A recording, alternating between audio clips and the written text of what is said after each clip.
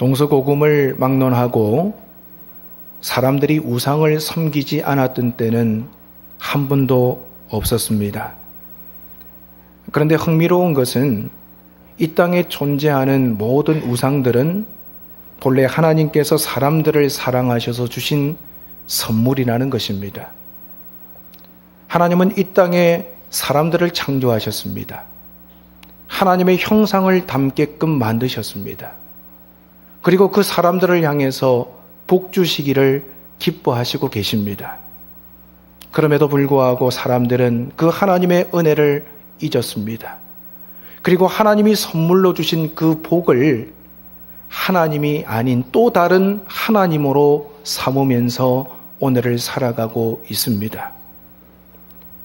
하나님이 주신 살찐 송아지, 큰 나무, 돈, 이것이 오늘 많은 사람들의 우상이 되었습니다.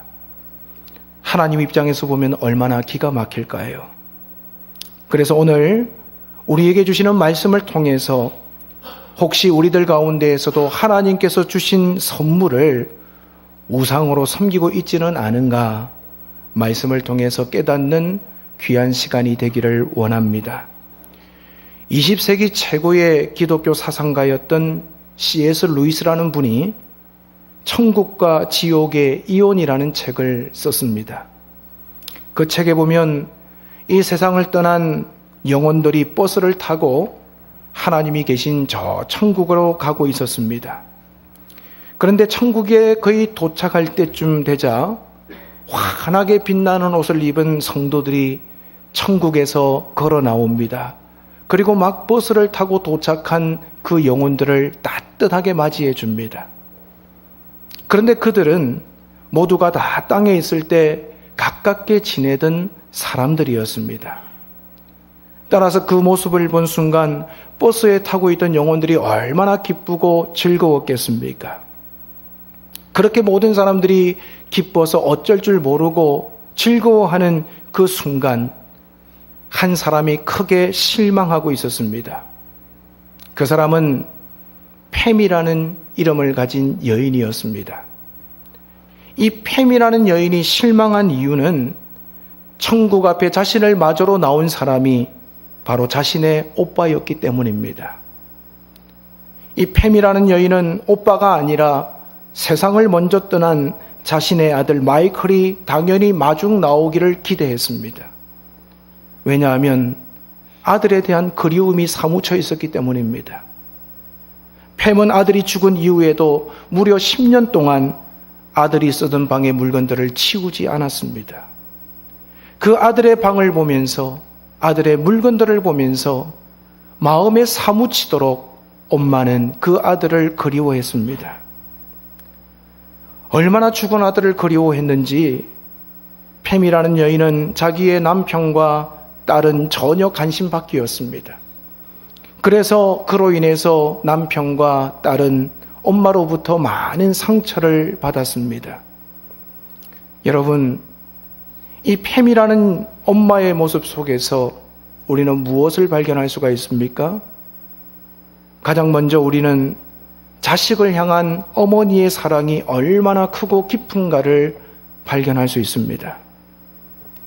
옛말에 보면 부모가 죽으면 산에 묻고 자식이 죽으면 가슴에 묻는다라는 말이 있지 않습니까?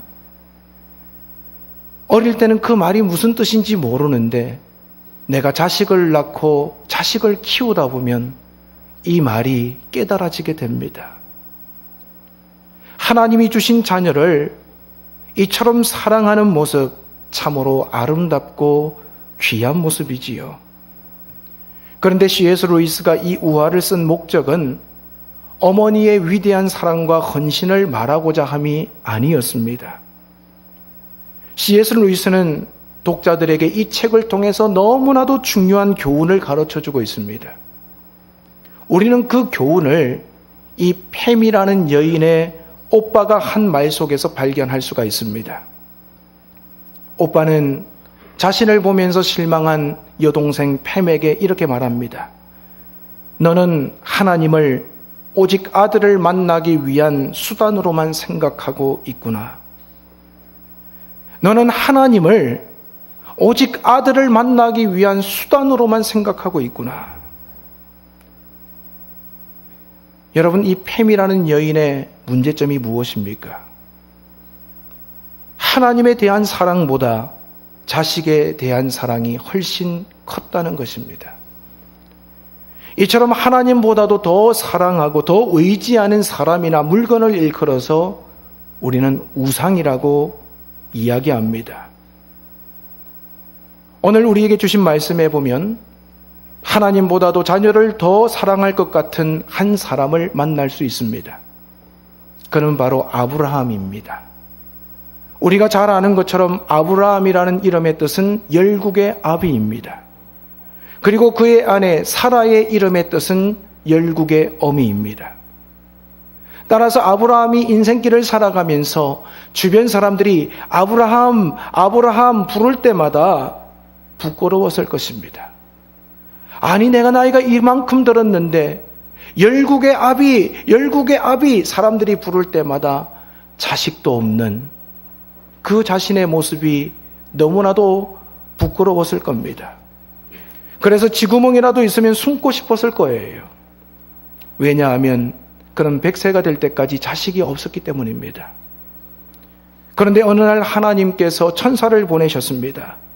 그리고는 내년 이맘때쯤 네가 아들을 낳게 될 것이다 라고 말씀했었습니다. 여러분, 그 말을 들은 아브라함이 얼마나 기가 막혔겠습니까? 그래서 사라는 이 소리를 듣고는 너무나도 어이가 없어서 속으로 웃었습니다.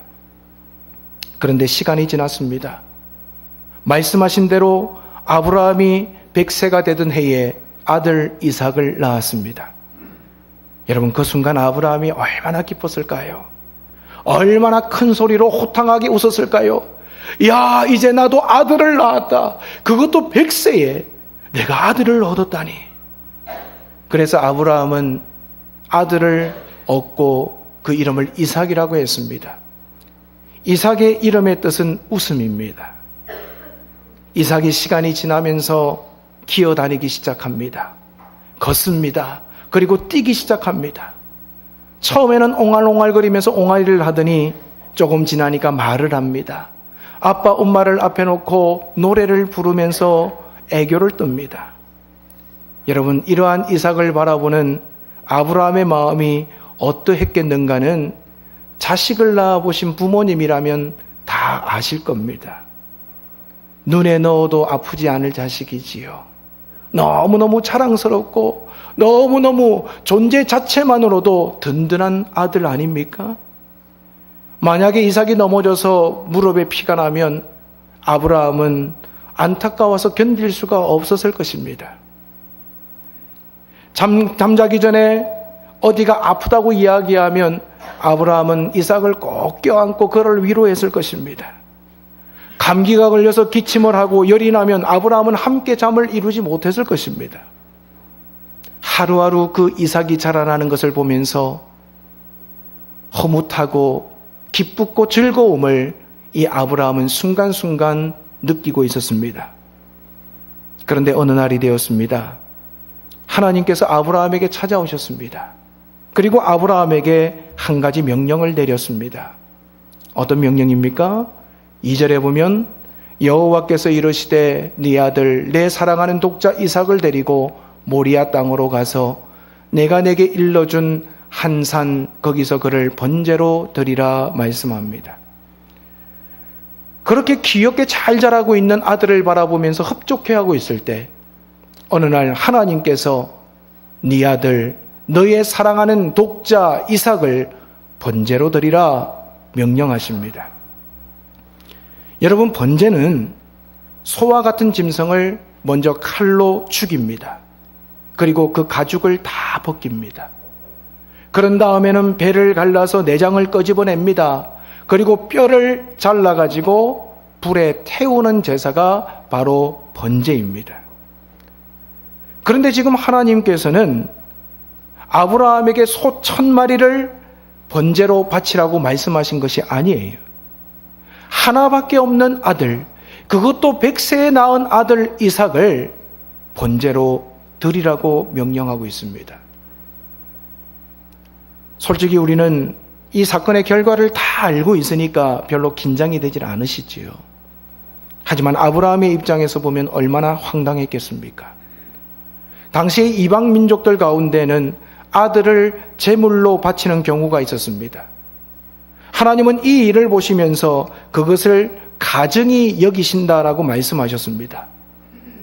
그런 하나님께서 아브라함이 100세 때가 되어 주신 그 아들을 번제로 바치라고 요구하십니다. 아마도 아브라함은 자신의 길을 의심했을 것입니다. 아무리 생각하고 생각해도 도저히 이해가 되지 않았을 것입니다. 그 말을 듣는 순간 두 손과 두 발이 덜덜덜덜 떨렸을 것입니다. 그런데 아브라함은 어떻게 행동했습니까? 정말 힘들고 정말 기가 찬 일이지만 말씀해 보면 아브라함은 하나님의 말씀에 그대로 순종합니다.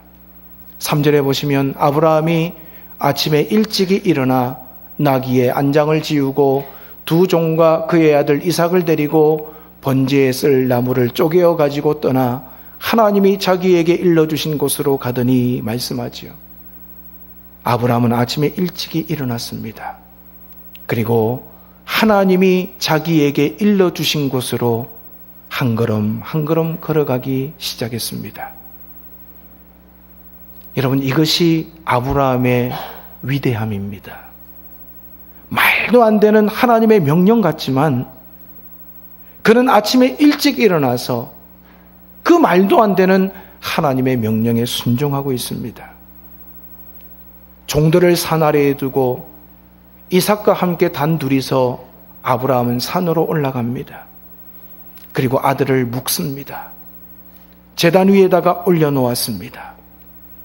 이제는 칼을 들어서 그 아들을 치려는 순간 하나님은 아브라함에게 나타나셔서 아브라함아, 아브라함아, 급하게 그를 부르시며 칼을 거두게 하셨습니다. 그리고 이 일로 인해서 아브라함 가문에 큰 축복을 내려주셨습니다. 우리는 하나님께서 아브라함을 시험하신 이 사건을 통해서 자녀 교육의 중요한 원리를 발견할 수 있습니다. 그것은 하나님보다 자녀를 더 사랑해서는 안 된다는 것입니다. 즉, 하나님이 주신 선물을 하나님보다도 더 높여서는 안 된다는 거예요. 요즘 우리 주변을 돌아보면 실제로 하나님보다도 자녀를 더 사랑하는 사람들을 쉽게 만날 수 있습니다. 아니, 이 말씀을 전하는 저도 여기에 해당되는지 모르겠습니다. 그들의 인생의 목표는 오직 하나입니다. 하나님의 영광이 아니라 자녀의 성공이에요. 즉, 자녀들이 남들보다 더 좋은 대학에 들어가게 하는 것, 그것이 목적입니다. 더 좋은 직장에 취업하게 만드는 것, 그것이 목적입니다. 그리고 더 좋은 배우자와 결혼하게 만드는 것, 이것이 인생의 목표인 사람들이 적질 않습니다. 이런 부모님들은 자기 인생에 대한 평가를 할 때 하나님의 말씀을 기준으로 하지 않습니다. 오히려 자녀의 성공 여부가 자기 인생에 대한 평가라고 생각합니다. 자녀가 성공했으면 자신의 인생도 성공했다고 평가합니다. 그리고 자녀가 실패하면 자신의 인생도 실패했다고 생각합니다. 사랑하는 여러분, 이렇게 생각하는 사람들이 인생을 어떻게 살겠습니까? 자녀의 성공을 위해서 모든 시간을 바칩니다. 물질을 투자합니다. 관심을 다합니다. 물론 자녀의 성공을 위해서 부모가 애쓰는 것 자체가 잘못되었다는 게 아닙니다. 사실 하나님께서 주신 자녀를 위해서 잘 기르기 위해서 희생하는 그 부모님들의 모습이 얼마나 고귀하고 아름답습니까? 그런데 문제는 자녀의 성공을 위해서 더 소중한 것을 망쳐버린다는 거예요. 어떤 어머니들은 자녀 때문에 소중한 남편과의 관계를 망쳐버리는 분들이 있습니다. 자녀 때문에 소중한 부모나 형제와의 관계가 단절되는 경우도 있습니다. 심지어 자녀 때문에 소중한 하나님 아버지와의 관계가 깨어지는 사람들도 참 많습니다. 물론 하나님을 믿기는 하지만 하나님을 자녀의 성공을 위한 수단으로만 생각하는 신앙인들이 점점 많아지고 있다는 겁니다. 이러한 삶을 살게 되면 그 결과가 어떻게 될까요? 먼저는 자신이 불행해집니다.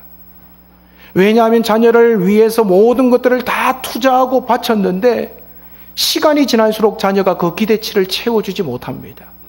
그래서 자녀에게 실망합니다. 불안감이 커집니다. 뿐만 아니라 자녀가 불행해집니다. 여러분, 자녀들 가운데 부모의 집착을 좋아하는 자녀는 한 명도 없습니다. 왜냐하면 그 부담감을 견딜 수가 없기 때문입니다.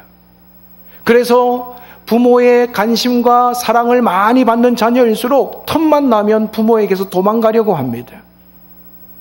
여러분, 결국 하나님보다도 자식을 더 사랑하게 되면 부모도 그렇고 자식도 그렇고 참된 기쁨을 누릴 수가 없습니다. 오늘은 어린이 주일입니다. 성경은 여러분들이 자녀를 이전보다도 덜 사랑하라고 말씀하신 것이 아닙니다. 자녀를 덜 사랑하는 것이 아니라 자녀를 제대로 사랑하라고 오늘 이 아브라함 사건을 통해서 성경은 우리에게 말씀하고 있습니다. 여러분의 인생의 주인은 하나님이십니다. 왜 아멘을 안 하시죠? 여러분의 인생의 주인이 하나님이세요.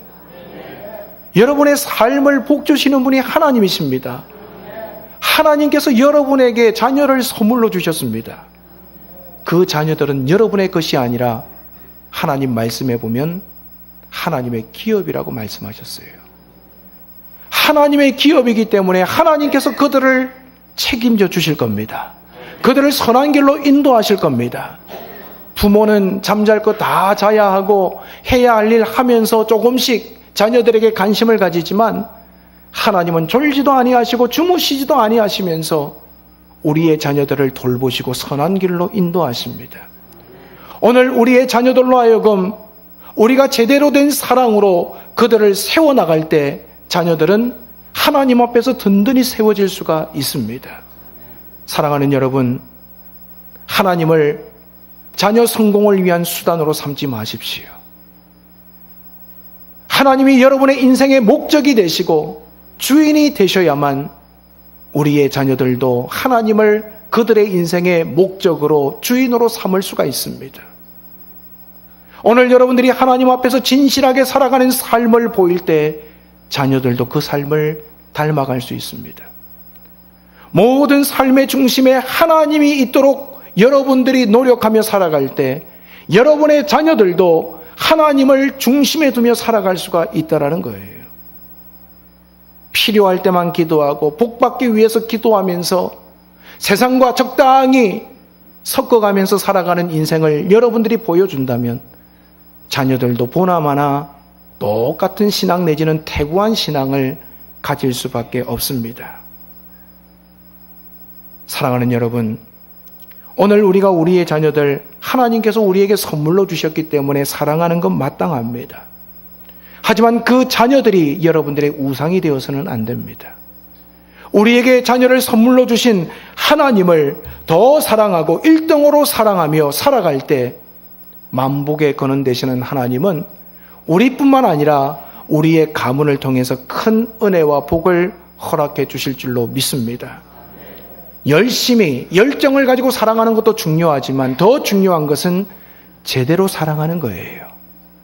오늘 하나님보다도 자녀 사랑이 더 앞서 있다면 우리는 그 자리에서 떠나야 됩니다. 우선순위를 바로 잡아야 합니다. 하나님은 지금 아브라함에게 우선순위를 묻고 있는 겁니다. 하나님을 더 사랑하느냐 아니면 100세에 낳은 이삭을 더 사랑하느냐. 하나님은 오늘도 저와 여러분에게 묻고 있습니다.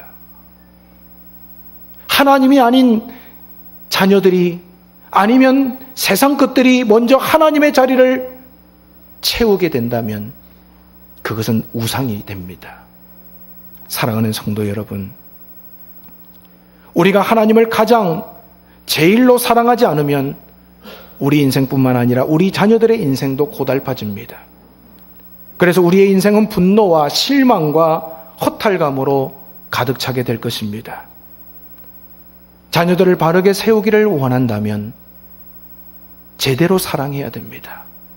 우선순위를 바르게 세워나가야 합니다. 하나님이 우리의 삶의 중심이 되도록, 첫 번째가 되도록 우리 자신을 바르게 세우지 못하면 우리의 자녀들로 인해서 답답하고 힘든 일들을 우리는 연속해서 경험하게 될 것입니다. 여러분들이 아브라함과 같이 자식들보다도 하나님을 더 사랑함으로 하나님께서 여러분의 가정에, 여러분의 가문에, 여러분의 자자손손에게 주시는 놀라운 은혜를 체험하며 살아가시기를 간절히 바랍니다. 하나님이 그들의 주인 되시도록 삶을 통해서 보여주고 그들로 하여금 하나님을 주인 삼고 살아가도록 말씀과 기도로 양육하는 부모님들이 되셔서 오늘 어린이 주일을 맞이한 우리 모든 자녀들이 일평생 하나님의 손길 안에서 승리하고 복받는 인생이 되기를 주님의 이름으로 축원을 드립니다.